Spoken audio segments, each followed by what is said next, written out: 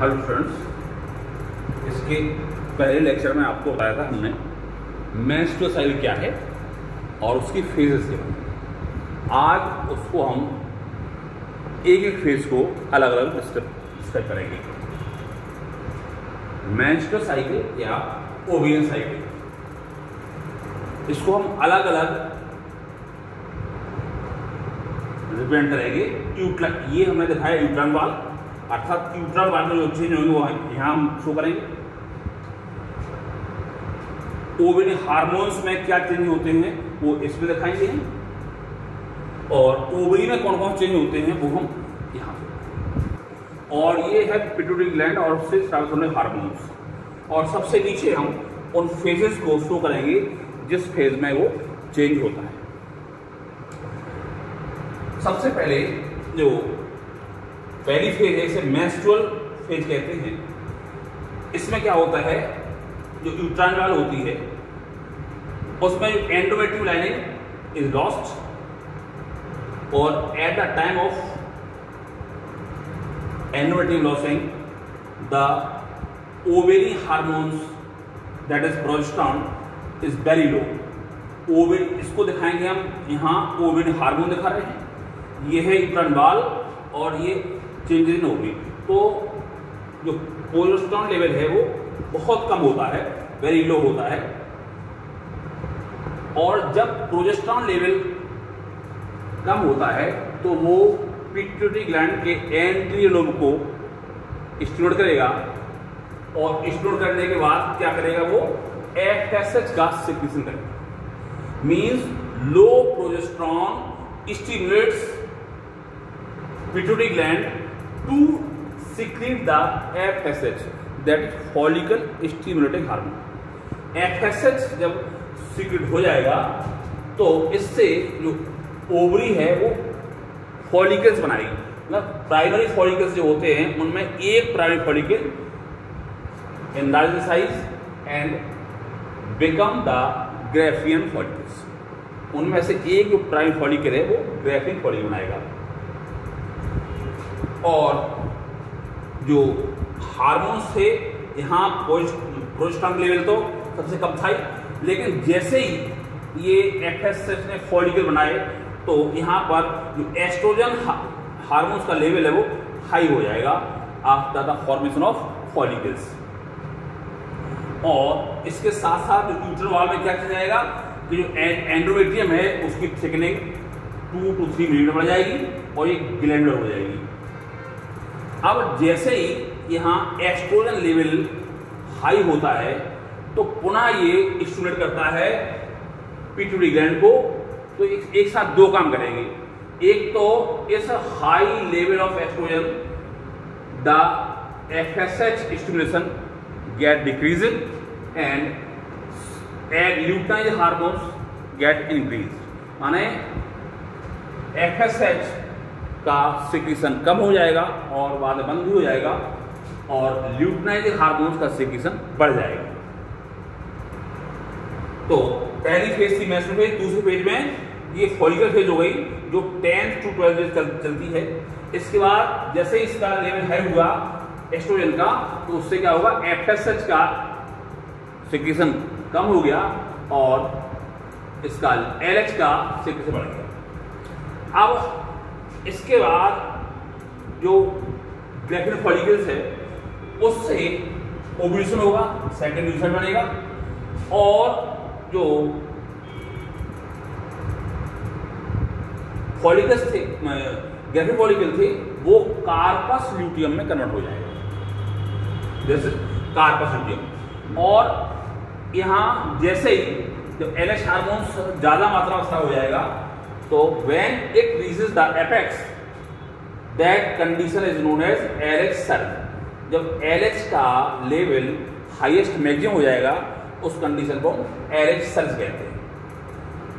तो ये हार्मोन में इसी के साथ साथ जैसे ही इसका लेवल हाई होगा तो जो हार्मोन प्रोजेस्टेरोन था उसका लेवल भी हाई हो जाएगा। तो ये वाली दूसरी फेज होगी जिसे कहते हैं ओव्यूलेटरी फेज। और इसके साथ जो यूट्राइन वाल थी उसकी जो एंडोमेट्रियल वॉल है उसकी थिकनिंग और बढ़ जाएगी, जो 2 से 3 थी वो 5 मिनट तक थिक हो जाएगी। और 14th डे ओव्यूलेशन होता है। ओव्यूलेशन के बाद जो स्ट्रक्चर बनती है ये कॉर्पस ल्यूटियम। कॉर्पस ल्यूटियम के बाद पुनः LH हार्मोन रिक्वायर्ड रहता है, तो उस LH हार्मोन से जो कॉर्पस ल्यूटियम है वो कॉर्पस एल्बिकस बन जाएगी।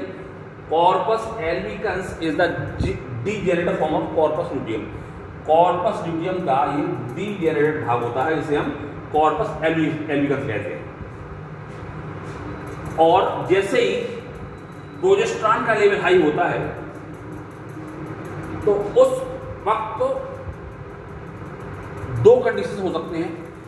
अगर फर्टिलाइजर होगा तो उसका लेवल हाई ही बना रहेगा, और यदि फर्टिलाइजर नहीं हुआ तो उसका लेवल फिर डिक्रीज हो जाएगा। Means if fertiliser takes place the level of progesterone will be high, and if no fertilization then the level of progesterone will be decreased। तो ये लेवल कम हो जाएगा अगर फर्टिलाइजेशन नहीं होगा। तो ये चौथी फेज, इसको हम ल्यूटियल फेज कहते हैं, जिसमें यही अगर फर्टिलाइजेशन नहीं होता तो ये एंडोमेट्रियम लाइनिंग जो लॉस्ट होकर के वो ब्लड फ्लो के साथ बाहर निकल जाती है। तो इसके पहले हमने आपको पिट्यूटरी ग्लैंड, सिक्रीशन और इनकी फेज के बारे में बताया था। आज प्रत्येक फेज को हमने अलग से डिस्क्राइब कर दिया। तो इसमें एक बार आप पुनः देख लें कि यूट्राइन वाल, सबसे ये हमने यूट्राइन वाल दिखाई है, ये हार्मोनल चेंज दिखाए हैं और ये चेंज इन ओवरी दिखाए, और सबसे नीचे कौन सी फेज कितने समय चलती है बताया। तो at the time of menstrual phase endometrial wall की लाइनिंग होती है लॉस्ट होती है, और यहां पर प्रोजेस्टेरॉन का लेवल बहुत कम होता है। उस कम लेवल से क्या होता है, पिट्यूटरी ग्लैंड को जो है स्टिमुलस मिलता है, और इसके कारण ये एक हार्मोन का स्राव करती है, जिसे हम FSH कहते हैं।